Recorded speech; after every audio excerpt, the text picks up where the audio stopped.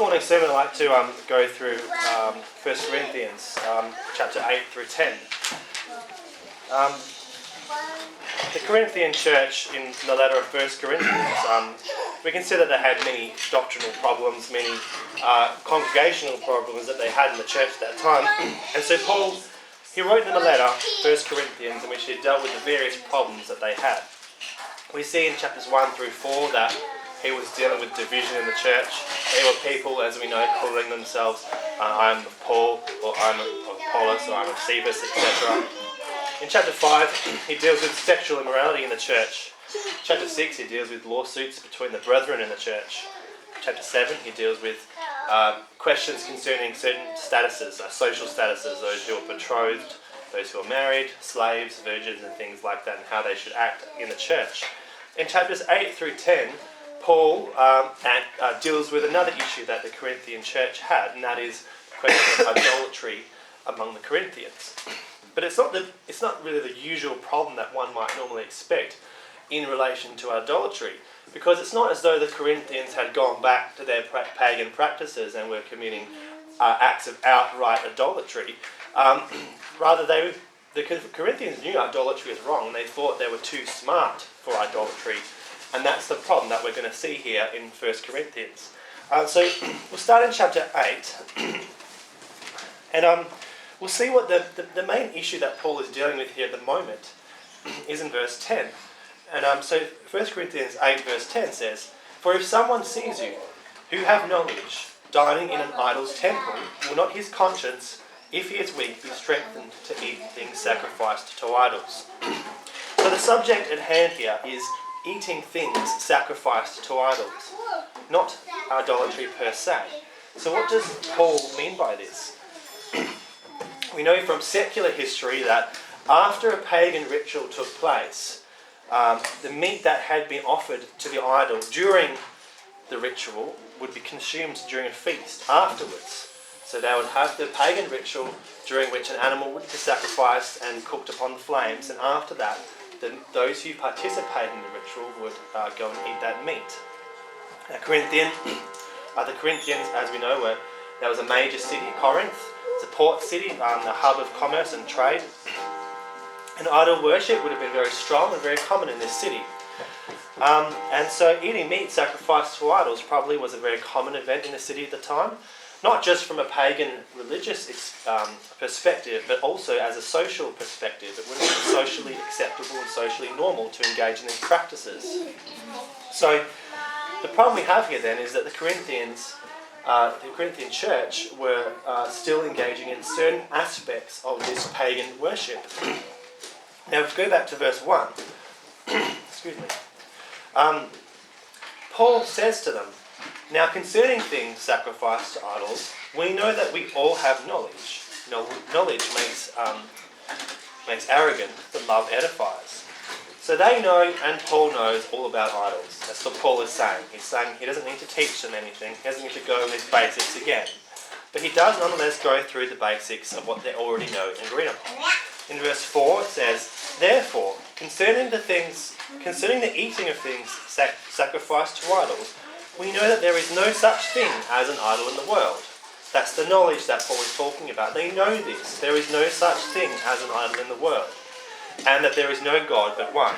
For even if there are so-called gods, whether in heaven or on earth, as indeed there are many gods and lords, yet for us there is but one God, the Father, from whom all things, and we exist from him, and one Lord Jesus Christ, by whom are all things, and we exist through him. So there's no dispute here between Paul and the Corinthians about the nature of idols and idolatry. They know that an idol is nothing, and we know this from the Old Testament.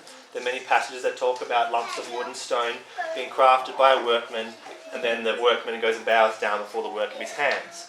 They know that's foolishness. So what is it therefore that Paul is concerned about? And Paul starts his concern in verse 7. And he says, "However, not all men have this knowledge." That's the problem.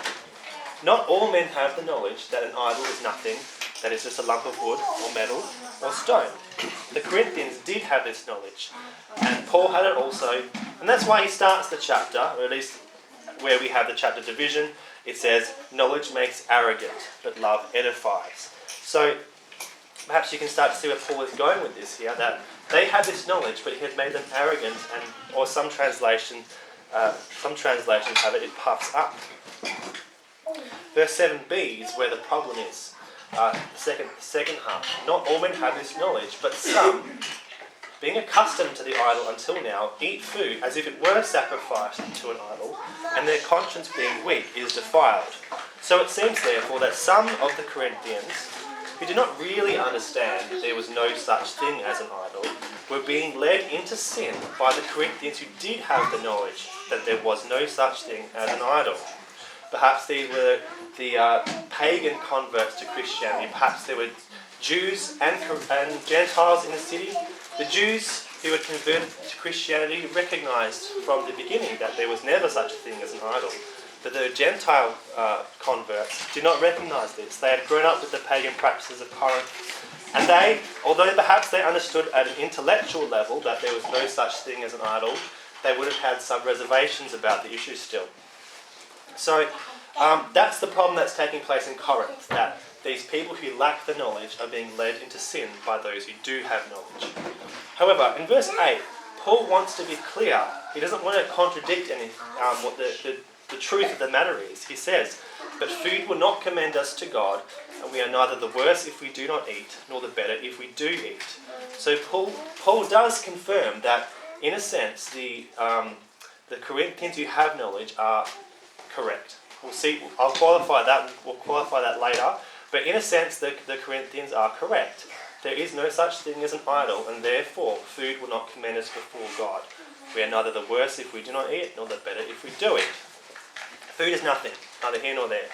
So what does Paul say next then? In verse 9 he says, "But take care that this liberty of yours does not somehow become a stumbling block to the weak." And that's the risk, that these people who had the knowledge were using it to run roughshod over those who lacked this knowledge. In verse 10, as we read before, "For if someone sees you who have knowledge, dining in an idol's temple, will not his conscience, if he is weak, be strengthened to eat things sacrificed to idols? For through your knowledge, he who is weak is ruined, the brother for whose sake Christ died. And so by sinning against the brethren and wounding their conscience when it is weak, you sin against Christ. Therefore, if food causes my brother to stumble, I will never eat meat again, so that I will not cause my brother to stumble." So the crux of the issue at hand here is not idolatry per se, or eating meat sacrificed to idols per se, but rather the problem is the use of Christian liberty, the correct use of Christian liberty, such that it does not cause detriment to others. And that's exactly what the Corinthians were doing. They had this liberty. Paul acknowledges that they had this liberty in verse 9, "But take care this liberty of yours does not somehow become a stumbling block to the weak." So there is a blessing there. There is a liberty, but it needs to be used correctly. So Paul makes it very clear, however, in this passage, that causing someone else to stumble is a terrible thing to do. He says, "Through your knowledge, he who is ruined, the brother for whose sake Christ died." And then he goes on to say that it is a sin against Christ himself. So it is so important that Paul says that he will never eat meat ever again if it causes his brother to stumble. So that's the importance of the issue at hand here, that you are destroying a brother in Christ, someone for whose sake Christ died, if you are going to insist upon using your liberty simply because you have that knowledge, and you're not going to take into account the weaker brethren among you. So Paul puts these two things in the balance then. On the one hand, we have our Christian liberty, and on the other hand, we have the care for the brethren. And of course, Paul is saying that the care for the brethren comes out on top. It's much more important than our liberty. Likewise, at the beginning of the chapter, he puts knowledge and love in the balance. Knowledge puffs up, but love edifies. Love comes out over knowledge. We see this, of course, in the same chapter, in the same book, in chapter 13, right? Where Paul says, "If I speak with the tongues of men and of angels, do not have love, I am a noisy gong or a clanging cymbal. If I have the gift of prophecy and all mysteries and all knowledge, and if I have all faith so as to remove mountains, but do not have love, I am nothing." And so the Corinthians had some of these things. They certainly had the knowledge, but they did not have love for their brethren, and therefore they were nothing. So we see here in chapter 8 that Paul has addressed two things essentially. Firstly, he has confirmed that an idol is nothing. But he has taught that nonetheless, an idol is something to some people.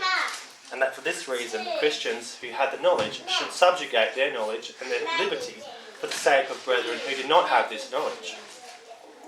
Now, that's chapter 8 in a nutshell. Chapter 9 is where Paul delves further into the question of Christian liberty. Because chapter 8, 9 and 10 are all linked up with each other. And Paul 9 is basically, he wants to use himself now as an example for the thing that he has just told the Corinthians.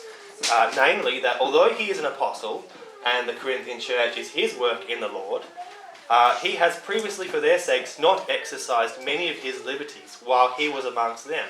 So he had certain liberties that he could have exercised as an apostle among the Corinthians, and he chose not to do that. And that's what chapter 9 is all about. And he gives us as an example for what he's just said in chapter 8. They're not to exercise their liberties in certain circumstances, just as he himself did not exercise his liberties. So in chapter 9 verse 3, Paul says, "My defence to those who examine me is this: do we not have a right to eat and drink? Do we not have a right to take along a believing wife, even as the rest of the apostles and the brothers of the Lord and Cephas? Or do only Barnabas and I have the right to refrain from working? Who at any time serves as a soldier at his own expense? Who plants a vineyard and does not eat the fruit of it? Or who tends a flock and does not use the milk of the flock?" I'm not speaking in these things according to human judgment, am I? So Paul here is saying that even human law, even secular law, allows the person who works at a thing to enjoy its benefits. He's saying that this is just common sense, basically. But he goes on to say, well, does not the law also say these things? So Paul confirms even the Mosaic law says the same thing itself. For it is written in the law of Moses, "You shall not muzzle the ox while he is threshing." God is not concerned about oxen, is he? No, we know that he is not concerned about oxen, so why is the command there? The command there is the example, that the thing that does the work enjoys the benefits. In verse 10, "Or is he speaking altogether for our sake? Yes, for our sake it was written, because the ploughman ought to plough in hope, and the thresher to thresh in hope of sharing the crops. If we sowed spiritual things in you, is it too much if we reap material things from you? If others share the right over you, do we not more? Nevertheless, we do not use this right, but we endure all things, so that we will not cause hindrance to the gospel of Christ." So Paul here has gone into great detail, emphasising his right to exercise certain liberties over the Corinthian church. And we know, of course, that preachers are commonly supported by churches, and that this is a scriptural thing to do. In the book of 3 John, verses 7 and 8, it tells us about this. It tells us, "For they went out for the sake of the name," that is, preachers, "accepting nothing from the Gentiles. Therefore we ought to support such men, so that we may be fellow workers with the truth." So we know that supporting preachers financially is scripturally sound, and it causes us to, those who support the preachers, it says we could become fellow workers in the truth by doing so. So Paul, of course, he may well have chosen to have the Corinthian church financially support him if he chose to do so. But we do know that, we can read what he chose to do. We can turn to Acts chapter 18. This is when Paul was in Corinth, and we have the account here. This is what Paul did while he was in Corinth. In Acts chapter 18, verse 1, it says, "After these things, he left Athens and went to Corinth," that's Paul, "and he found a Jew named Aquila, a native of Pontus, having recently come from Italy with his wife Priscilla, because Claudius had commanded all the Jews to leave Rome. He came to them, and because he was of the same trade, he stayed with them, and they were working, for they were tent makers by trade." So Paul is in Corinth with Aquila, and they were working, for by trade they were tent makers. So while Paul was at Corinth, he was preaching full time, and at the same time he was having to financially support himself. And that was a decision that he chose to make, not because he wanted to boast, but because he wanted to benefit the Corinthian church at the time. And so back to 1 Corinthians chapter 9, in verse 15, Paul reiterates. He says, "But I have used none of these things." I'm not writing these things so that it will be done in my case, for it would be better for me to die than to have any man make my body an empty one. So Paul is not saying, he's not making all these statements to say to the Corinthians, well, why didn't you support me? You should have. No, he's not saying that. He's making the point that he chose to refrain from exercising his rights among the Corinthians. And he did that for their sakes, not for his own sake. And so he goes on to say in verse 19 that he would happily subjugate any of his liberties if he thought it would win more Christians, or more men and women to Christ. Verse 19 it says, "For though I am freed from all men, I have made myself a slave to all, so that I may win more. To the Jews I became as a Jew, so that I might win Jews. To those who are under the law, as under the law, though not being myself under the law, so that I might win those who are under the law. To those who are without law, as without law, though not being without the law of God, but under the law of Christ, so that I might win those who are without the law. To the weak I became weak, that I might win the weak.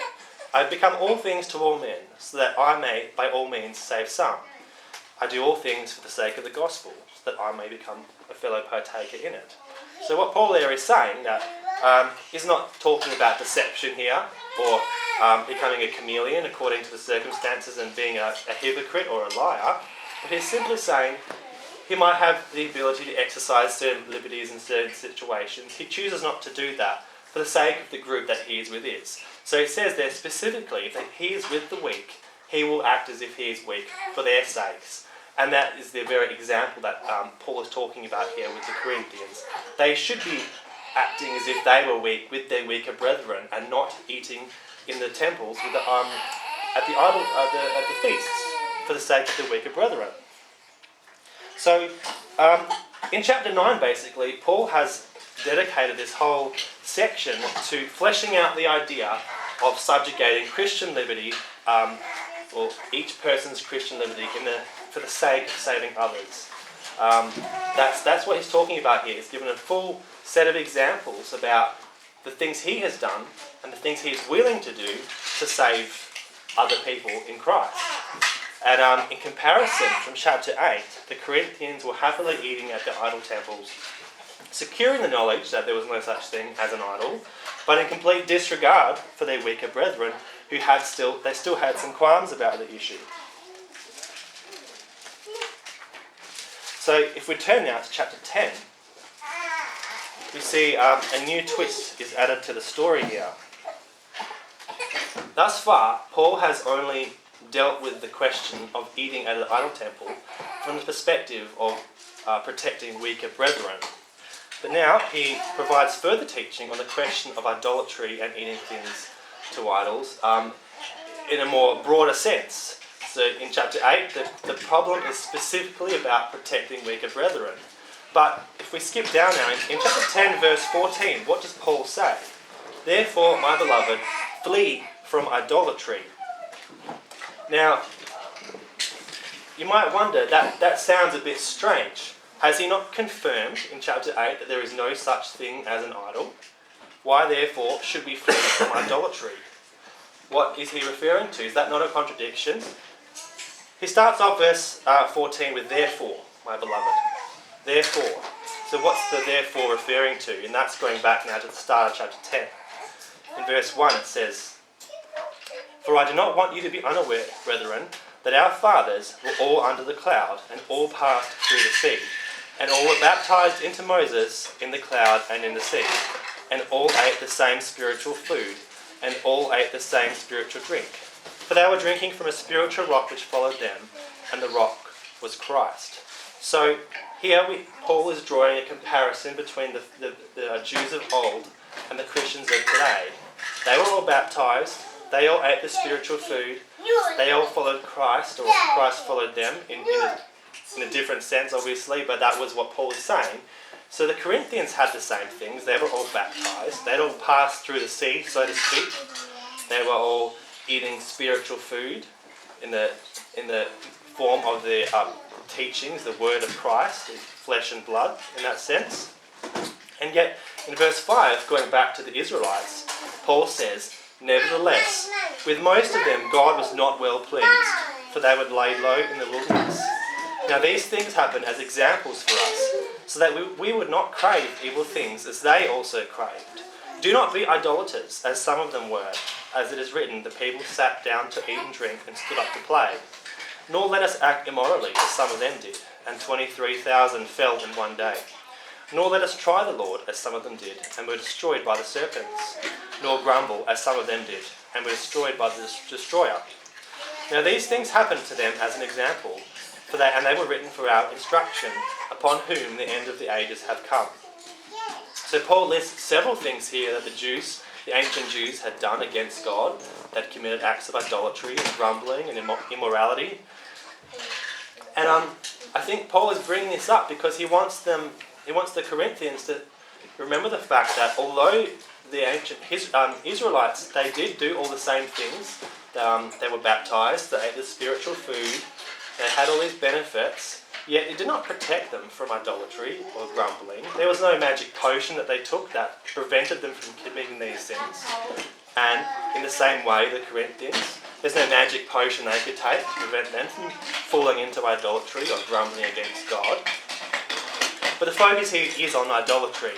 And so in verse 16, chapter 10, Paul explains why idolatry is still wrong.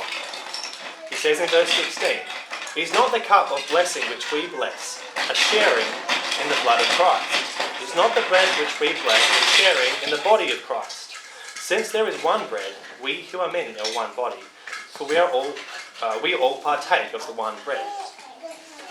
So what's Paul getting at here? Remember that the subject initially in chapter 8 was eating in idol temples. And now I think Paul is juxtaposing this against the Lord's Supper, a different kind of religious feast. We have the pagan religious feasts taking place in the idol temples, and we have the Christian religious feast in the form of the Lord's Supper. And he says the breaking of bread in the Lord's Supper is a sharing in the body of Christ. And note the word sharing there. In verse 18 he says, "Look at the nation Israel. Are not those who eat the sacrifices sharers in the altar?" So we see here again the use of the word sharing, and this time in reference to the Israelites. Those who ate the sacrifices under the old law were sharers in the altar. In verse 19, "What do I mean then? That a thing that sacrificed to idols is anything, or that an idol is anything?" Paul's already been through this. He's made it very clear that an idol is nothing. He's not changing his story. But he does say in verse 20, "No, but I say that the things which the Gentiles sacrifice, they sacrifice to demons and not to God.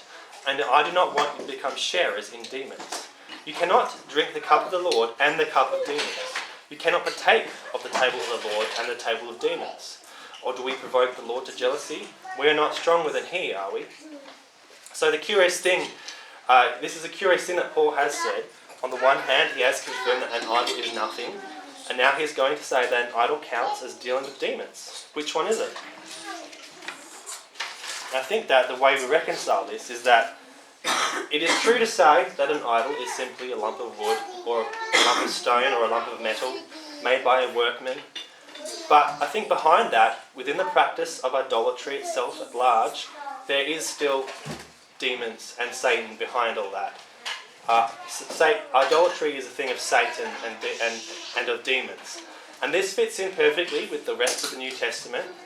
After all, we know Jesus taught that a man is either for him or against him. And if a man is against Jesus, then he is under the control of Satan and does his bidding. So Paul here is actually saying that idolatry is still wrong.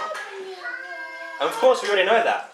We've known that idolatry has always been wrong, even though an idol is nothing. And we already knew that.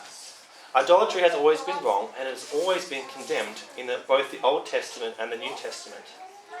And as Paul tells us then, engaging in any form of idolatry counts as sharing in the table of demons. So Paul is warning those Corinthians that, or the Corinthians who thought that they could go to these idol feasts, Paul is telling them, essentially, in as much as the Lord's Supper is sharing in the body of Christ, eating at an idol temple is sharing at the tables of demons. He's comparing them against each other. They're both types of sharing communion with different groups. One is a communion with Christ and the other one is a communion with demons. And he says you cannot share at the table of the Lord in the assembly and at the table of demons in the idol feast. And then he goes on to say at the end there, doing so will provoke the Lord to jealousy, just as happened in the example of the Israelites that Paul had just given. That was when the Lord was provoked to jealousy by their actions of the Israelites. So Paul has made it very clear that an idol is nothing, that technically the wise, the knowledgeable Corinthians were correct. They were correct to say, yes, an idol is nothing. But they were not correct to say, therefore we can go and eat the meat at an idol temple. And then Paul finishes off the chapter in verses 25 to 30. Paul gives us another tidbit of information here. And he says, eat anything that is sold in the meat market without asking questions, for conscience sake. For the earth is the Lord and all that it contains. So Paul there is again basically saying, the earth is the Lord and all that it contains. So it's the same thing as saying an idol is nothing, isn't it? An idol is just made of a lump of stone or wood or metal. It's owned by God anyway. It's all made by Him. But in verse 27, if one of the unbelievers invites you and you want to go, eat anything that is set before you without asking questions for conscience sake. But if someone says to you, this is meat sacrificed to idols, do not eat it, for the sake of the one who informed you and for conscience sake. And I mean not your own conscience, but the other man's. For why is my freedom judged by another's conscience? So, in saying this, Paul has just confirmed what he was previously saying. He's confirming here that the meat itself is nothing. Idols don't exist. There is no intrinsic contamination of the meat that has taken place simply because it came from an idol temple. But the fact is, you go to the meat market and there may be times when there is meat being sold there which had originally come from an idol feast. I don't know whether it's excess meat that they've got or leftovers, and it's wound up at the market for sale, and you can buy it, he says. Just don't ask about it. Don't ask questions. It doesn't matter. There's nothing inherently wrong with the meat, and you're not engaging in any pagan, idolatrous rites by doing so. However, he does say, harkening back to chapter 8, if someone tells you, say at a private dinner, that the meat was part of a ritual, then the assumption is that they are the ones whose conscience could be defiled if you eat it. And therefore, Paul says, do not eat it if someone tells you this. Because of their conscience. The fact that they brought it up means that they've got a problem with it. So, you've got a few issues here that Paul has dealt with. The Corinthians, the knowledgeable Corinthians, at least, were guilty of two errors. In chapter 8, they assumed that knowledge was more important than love. That the liberties which they had as a result of their great knowledge could be exercised at the expense of their weaker brethren. They would just run roughshod over the brethren and had no regard for their conscience and the fact that they might end up getting pulled into sin as a result of their actions. They might see their stronger brethren eating at the idol temple, and they might be convinced or coerced perhaps into joining in that practice, even though in their minds they regarded it as sinful. So Paul corrects this. He says that love and sacrifice of liberty is far more important than knowledge. And secondly, I think that the Corinthians, the knowledgeable Corinthians, they assumed that because an idol was nothing, therefore being involved in pagan idolatrous events was also nothing. And of course Paul corrects them on that. So it's important to recall that the specific context here, right? We know, I think it's safe to assume that the Corinthians, the knowledgeable Corinthians, were not participating in the pagan rites themselves. They would come in after the rite was complete and go and eat the meat that had come after the rite. So it was just basically a feast, and that's all the Corinthians were doing. We know if the Corinthians were actually participating in the pagan rite itself, Paul would have had a lot more to say about that. But the issue is eating the meat after the rite has been completed. And so the Corinthians obviously just assumed, well, the rite's finished, the religious worship service is finished. it should be just okay to eat this meat, even though it's taking place in the idol temple. But Paul corrects this error, and he says that although an idol is technically nothing, idolatry, the practice of idolatry is something. It is dealing with demons. And therefore, he says, flee from it. Flee from idolatry. Christians are to have nothing to do with idolatry whatsoever. So therefore, eating meat sacrificed to idols in the idol temple, even after the event, it's still linked to idolatry, Paul is saying, and they cannot do it. So interestingly, this means that those weaker brethren, the ones who lacked the knowledge about idols, they were correct in regarding eating meat sacrificed to idols as wrong. But they had the wrong reasons for believing such. They thought that it was wrong to eat meat sacrificed to idols because it was inherently contaminated. They thought that it was somehow dirtied by the idol, the pagan rite that had taken place. But Paul makes it very clear. He says it several times that it will neither commend us before God or condemn us before God. The meat itself is fine. The problem the reason why they could not eat the meat was because there might be circumstances where a brother's conscience might be defiled, or, of course, where there is directly to the idol worship itself. So, like I said, there were two problems. There was the issue of the knowledgeable Corinthians coercing or influencing the weaker Corinthians. And then there was the fact that they were just the knowledgeable Corinthians who thought they were so wise and so clever in regarding an idol's nothing. They were still wrong because they were still engaging essentially in idolatrous practices. And Paul makes it very clear they are not to do so.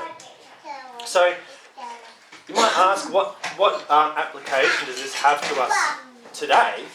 And I mean, we live in a Western country. There is little pagan idolatry that takes place, although, of course, in other countries of the world, it's not the case.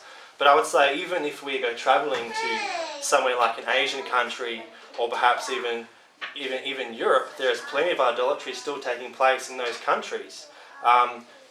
You go to a Catholic cathedral, you may be, for the sake of propriety, you might think it's acceptable to light a candle or a stick of incense in any of these temples.